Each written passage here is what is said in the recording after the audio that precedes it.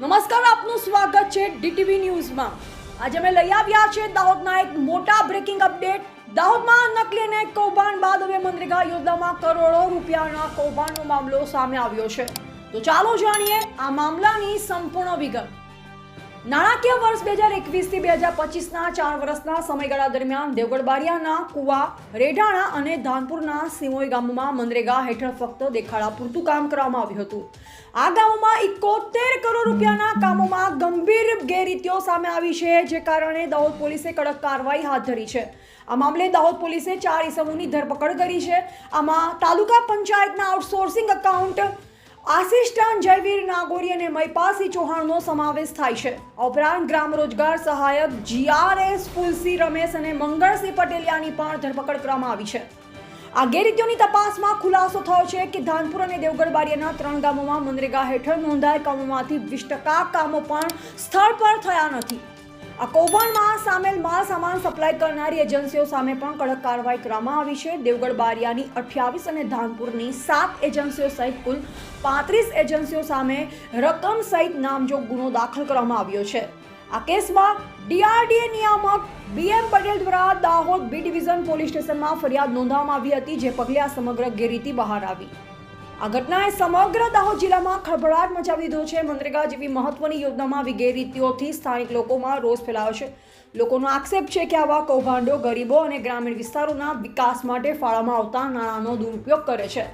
Dahod town B division police station ખાતે એક ગુનો દાખલ થયો છે, જેમાં જિલ્લા પંચાયતના DRDA શ્રીએ આમાં ફરિયાદી બની અને ગુનો દાખલ કરાવ્યો છે।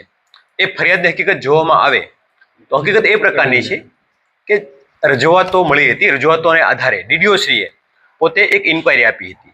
જે ઇન્કવાયરીના વચગાળાના અહેવાલમાં એવું ધ્યાને આવ્યું હતું કે દેવગઢ બારિયાના કુવા, રેઢાણા અને ધાનપુરના સીમામોઈ ગામમાં જે કામો થયા છે એ પૈકીના કામો જે થવા જોઈએ એના કરતાં અધૂરા કામો હોય કે પૂરતા કામો ના થયા હોય।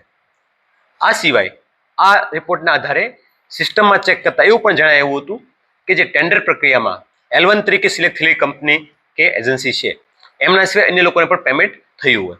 તો બંને મુદ્દાઓને ધ્યાનમાં રાખી અને DRDA શ્રીએ ફરિયાદ આપી છે અને ફરિયાદના અનુસંધાને તપાસ કરતા જે ગ્રામ રોજગાર સેવક, એકાઉન્ટ ઓફિસર કે જે આ કામોમાં સામેલ હોય અથવા એમણે પોતાની ફરજ છે નિભાવી નહીં હોય અને અધૂરા કામો હોવા છતાં પણ કમ્પ્લીશન સર્ટી કે અન્ય રેકર્ડમાં સહીઓ કરી અને ઉપર બિલો મોકલી બિલો મંજૂર કરવામાં મદદગારી કરી હોય। આ અન્વયે જયવીર નાગોરી અને મહિપાલ ચૌહાણ આ બંને દેવગઢ બારિયા અને ધાનપુરમાં એકાઉન્ટ ઓફિસરની ફરજ બજાવતા હતા કે જ્યારે કોઈ બિલ આવે તો પોતાની ડિજિટલ કીથી એમને મંજૂર કરવાની એમની જવાબદારી હતી અને તેઓની બદલી થઈને ઇન્ટરચેન્જ બદલી પણ અન્ય 2 તાલુકામાં જ થયેલી હતી। તો એ બંનેની કે જેમાં L1 સિવાયના ચૂકવણા બાબતે અથવા અધૂરા કામોની બિલો મંજૂર કરવા બાબતે રોલ જણાવ્યા હતા અટક કરી છે અને બારિયા ફુલસિંહ અને મંગળભાઈ ભાવસિંહ પટેલિયા આ બંને આ ગામોની અંદર GRS એટલે ગ્રામ રોજગાર સેવક તરીકે ફરજ બજાવતા હતા, જેઓએ જે કામ થવું જોઈએ એ કામ ના થયું હોય તેમ છતાં તેના પ્રોપર મંજૂરી આપી, એમના રજિસ્ટરમાં નોંધો કરી કે બિલો બનાવી અને ઉપર મોકલી આપ્યા હતા અને મદદગારી કરી તો એને આ રોલ જણાવ્યા હતા। આ 4 લોકોની હાલમાં અટક કરી છે અને આગળની કાયદેસરની પ્રક્રિયા હાલમાં ચાલુમાં છે।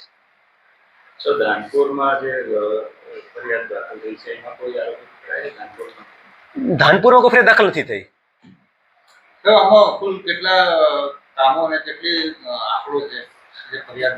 ફરિયાદની અંદર એવું જણાવાયું છે કે 3 ગામો છે, કુવા, રેઢાણા અને સીમામોઈ। આ 3 ગામના અધૂરા કામો પ્રાઇમરીલી વચગાળાના અહેવાલમાં જાણવામાં આવ્યા છે। આ સિવાય L1 સિવાયની એજન્સીઓને જે પેમેન્ટ થયું હોય એની રકમ લગભગ 70 થી 71 કરોડ જેવી થાય છે, જેનો પણ ઉલ્લેખ કર્યો છે।